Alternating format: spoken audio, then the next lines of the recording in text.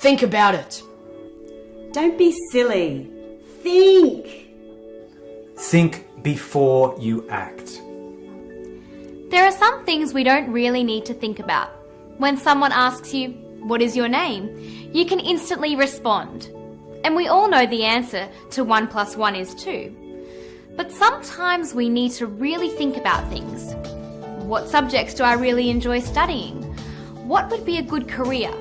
What will I do this weekend that will be really exciting or valuable? When you think about it, there's a lot of thinking involved in thinking. Let's unpack thinking and map it all out for you. In the 1950s, American education psychologist Benjamin Bloom determined that there are 6 categories of thinking.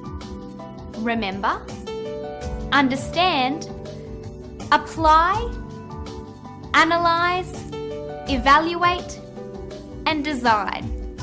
When your teacher asks you a question, what they are really asking you to do is think within one or more of these categories.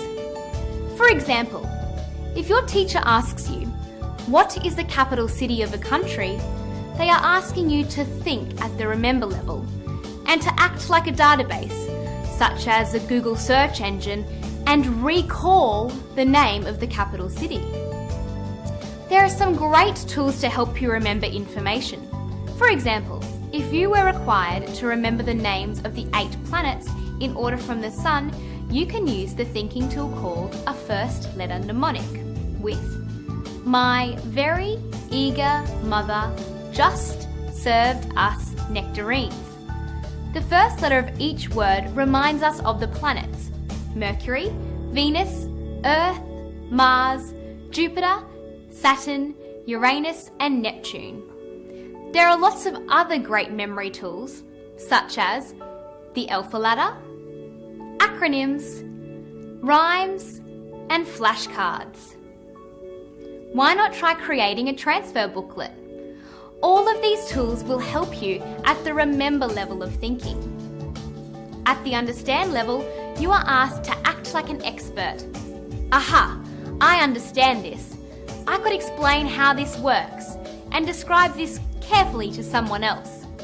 Similarly, there are some great tools to understand information, such as the cause-effect map, concept maps, and the Y chart. At the apply level, you're using all of your existing knowledge and applying it in a new situation. For example, you may know the mathematical rule for finding the area of a rectangle. If someone asks you to find the area of the school car park, you can apply your existing knowledge to find that out. Have you ever been asked to think critically about a topic? Critical doesn't mean thinking negatively about something. In fact, critical thinking involves balanced and considered decision making and is at the analyse and evaluate levels. To analyse something, try breaking the topic or issue into component parts and carefully examine each of these parts as if you were looking at each through a magnifying glass.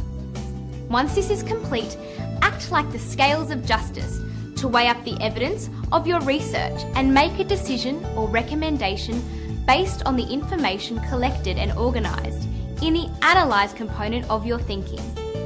This is the evaluate level. Here's a hint. Use the thinking tools at each of these thinking levels to make critical thinking even easier. We finally arrived at the creative thinking level, design. Acting like an inventor and coming up with new products, ideas, and ways of doing things can be sometimes difficult. Find inspiration, organise your ideas, and get creative using the thinking tools at the design level. Thinking can sometimes be challenging, mysterious, and complex.